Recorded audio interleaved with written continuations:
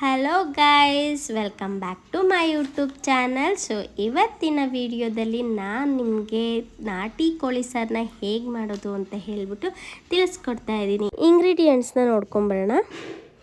ಶುಂಠಿ ಹಾಗೆ ಬೆಳ್ಳುಳ್ಳಿ ತಗೊಂಡಿದ್ದೀನಿ, ಒಂದು ಸ್ವಲ್ಪ ಕೊತ್ತಂಬರಿ ಸೊಪ್ಪು, ಸ್ವಲ್ಪ ಪುದೀನ ಸೊಪ್ಪು, ಒಂದು ಹಚ್ಚಿರೋ ಈರುಳ್ಳಿನ ತಗೊಂಡಿದ್ದೀನಿ, ಮತ್ತು ಚಕ್ಕೆ, ಲವಂಗ, ಗೋಡಂಬಿ, ಸ್ವಲ್ಪ ಕಡಲೆ, ಗಸಗಸೆನ ತೊಗೊಂಡಿದ್ದೀನಿ, ಒಂದು ಕಪ್ ಕಾಯಿ ತುರಿನ ತೊಗೊಂಡಿದ್ದೀನಿ.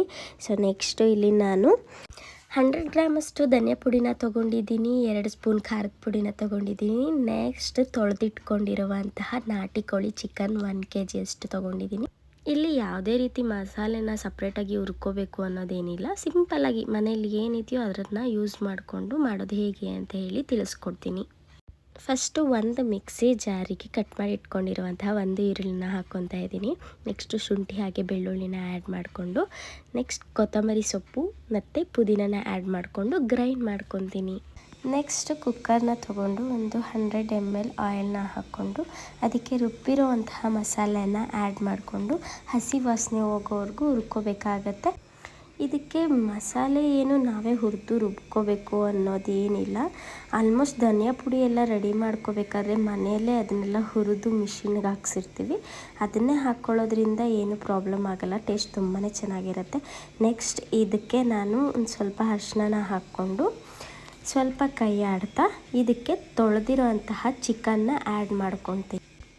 ನೆಕ್ಸ್ಟು ಇದಕ್ಕೆ ನಾವು ರುಚಿಗೆ ತಕ್ಕಷ್ಟು ಉಪ್ಪನ್ನ ಇದ್ರ ಜೊತೆನೇ ಆ್ಯಡ್ ಮಾಡಿಕೊಂಡು ಎಲ್ಲ ಚೆನ್ನಾಗಿ ಮಿಕ್ಸ್ ಮಾಡಿ ಒಂದು 10 ನಿಮಿಷಗಳ ಕಾಲ ಚೆನ್ನಾಗಿ ಎಣ್ಣೆಯಲ್ಲಿ ಹುರ್ಕೋಬೇಕಾಗತ್ತೆ. ಈಗ ಇದನ್ನು ಕಂಪ್ಲೀಟಾಗಿ ಮಿಕ್ಸ್ ಮಾಡಿಕೊಂಡು ನಾನು ಒಂದು ಪ್ಲೇಟ್ನ ಮುಚ್ಕೋತೀನಿ.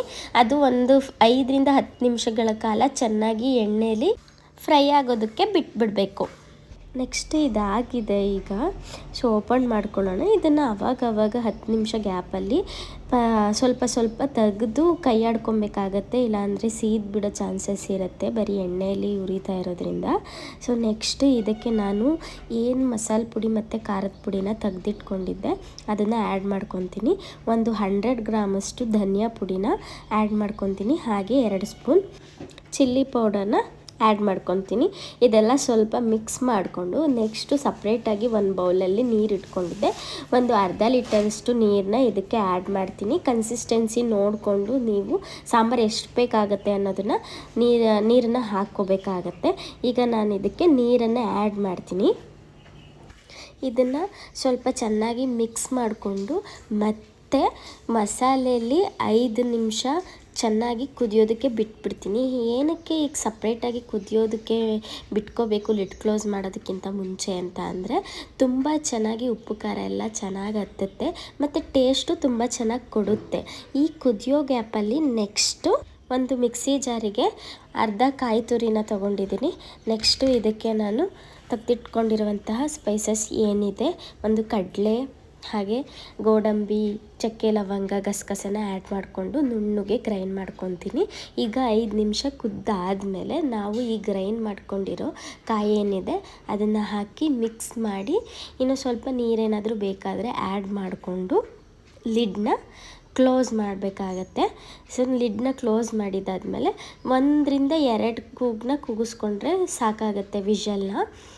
ಯಾಕೆಂದರೆ ಇದು ನಾಟಿ ಕೋಳಿ ಬೇಗನೆ ಬೆಂದ್ಬಿಡುತ್ತೆ, ತುಂಬ ಹೊತ್ತು ಬಿಡೋ ಅವಶ್ಯಕತೆ ಏನಿರಲ್ಲ. ಯಾಕೆಂದರೆ ನಾವು ಮುಂಚೆನೇ ಎಣ್ಣೆಯಲ್ಲಿ ಮತ್ತು ಮಸಾಲೆಯಲ್ಲಿ ಎಲ್ಲ ಕುದಿಸ್ಕೊಂಡಿರೋದ್ರಿಂದ ಏನು ಜಾಸ್ತಿ ಟೈಮ್ ಬಿಡೋ ಅವಶ್ಯಕತೆ ಇರಲ್ಲ.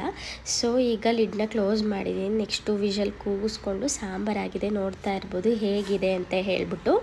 ತುಂಬ ಟೇಸ್ಟಿಯಾಗಿರುತ್ತೆ ಮತ್ತು ಈಸಿಯಾಗೂ ಮಾಡ್ಬೋದು ಮನೇಲಿರೋ ಐಟಮ್ಸಲ್ಲೇ. ಒಂದ್ಸಲ ಟ್ರೈ ಮಾಡಿ ಹೇಗಿದೆ ಅಂತ ಹೇಳಿ ಕಮೆಂಟಲ್ಲಿ ತಿಳಿಸಿ. ಮತ್ತು ನಿಮಗೆ ಮುಂದೆ ಯಾವುದೇ ರೀತಿಯಾದಂಥ ವೀಡಿಯೋಸ್ ಬೇಕು ಅಂತ ಅಂದರೆ ಕಮೆಂಟಲ್ಲಿ ತಿಳಿಸಿ, ನಾನು ಅದನ್ನು ಹಾಕೋದಕ್ಕೆ ಟ್ರೈ ಮಾಡ್ತೀನಿ.